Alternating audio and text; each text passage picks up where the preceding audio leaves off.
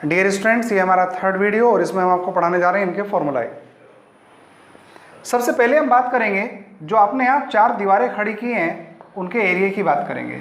यहाँ भी 4 वॉल्स हैं, यहाँ पे दीवार तो एक ही है लेकिन वो कर्वेचर के साथ में है, गोलाई के साथ में है, और यहाँ भी एक ही दीवार आप मानिएगा, ये भी कर्वेचर के अकॉर्डिंग है। 4 वॉल्स का जो एरिया है, अब ये दीवारें जो हैं जमीन पर 90 के एंगल पर खड़ी हैं। जैसे ये रूम जो है जिससे पढ़ा रहा हूं मैं, ये सामने की दीवार है, एक पीछे दीवार है, एक साइड में और एक ये, तो ये जमीन के साथ 90 के एंगल पर होती हैं। इसीलिए इन चारों दीवारों को हम लेटरल सरफेसिस के नाम से जानते हैं।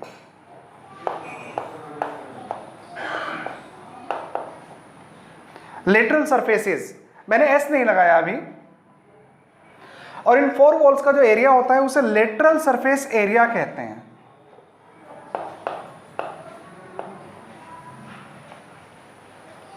लेटरल सरफेस एरिया यानी एरिया ऑफ 4 वॉल्स, मैं इसको ब्रैकेट में लिख रहा हूं।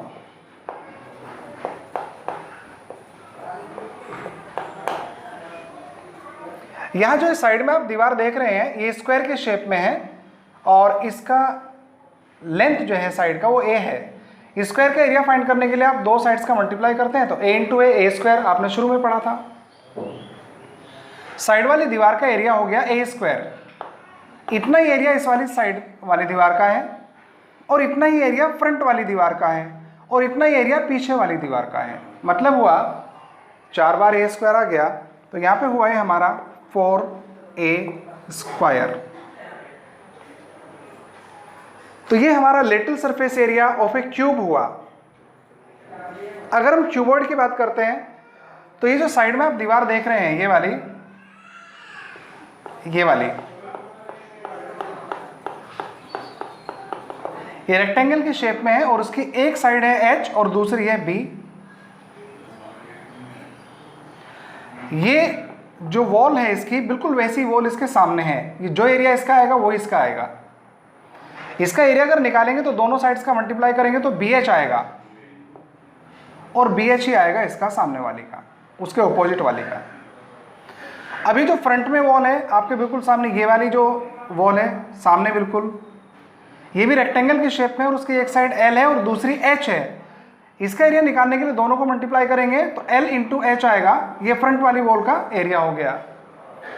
इसके आइडेंटिकल वॉल है पीछे, उसका एरिया भी LH आएगा। तो 4 वॉल्स का एरिया निकालने के लिए LH 2 बार आएगा, BH 2 बार आएगा। उसको यहां सॉल्व करके देखते हैं। 2 टाइम्स LH और 2 टाइम्स BH।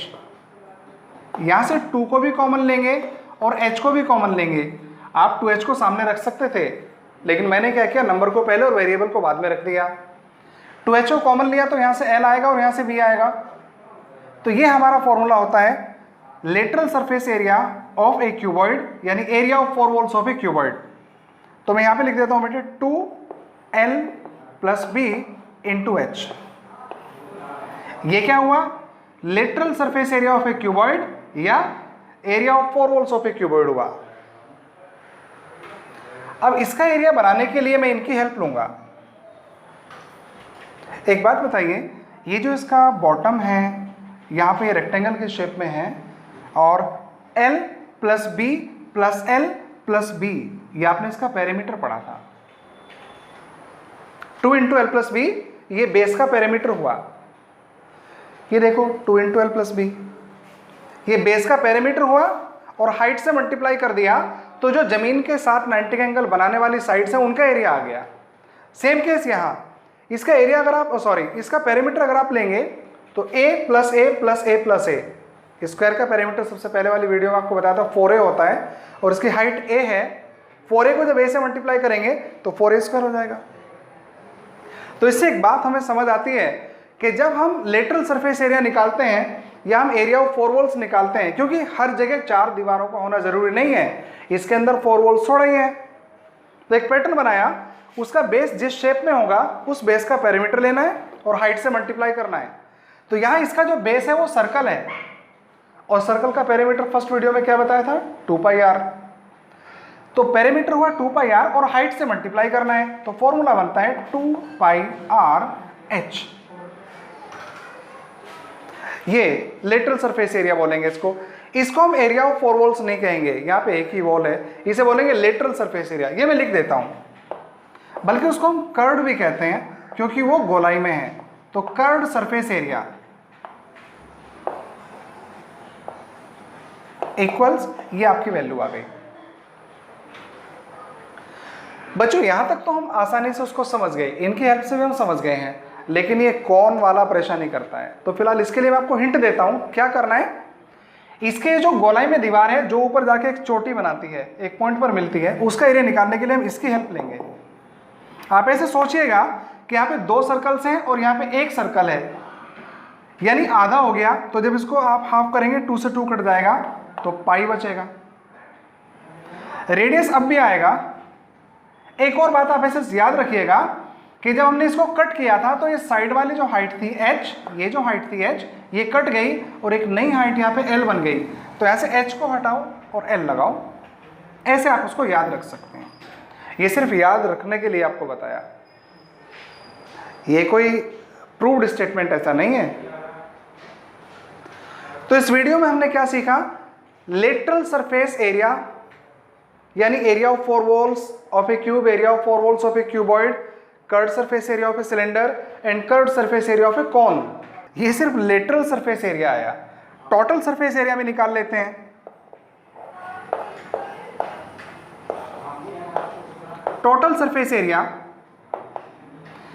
बेटे इसके टोटल सरफेसेस कितने हैं? 6। एक बॉटम रह गया था, एक टॉप रह गया था, और हर एक स्क्वायर के शेप में है। एक स्क्वायर का एरिया a स्क्वायर आता है और आप देख रहे हैं 6 स्क्वायर्स हैं, तो ये तो बहुत ही आसान हो गया, 6a स्क्वायर से निकाला जाता है।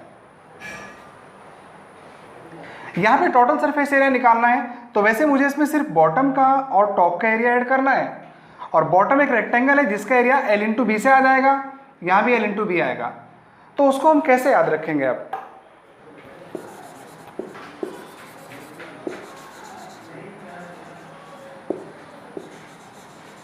देखो बेटे, इसको हम कैसे याद रखेंगे।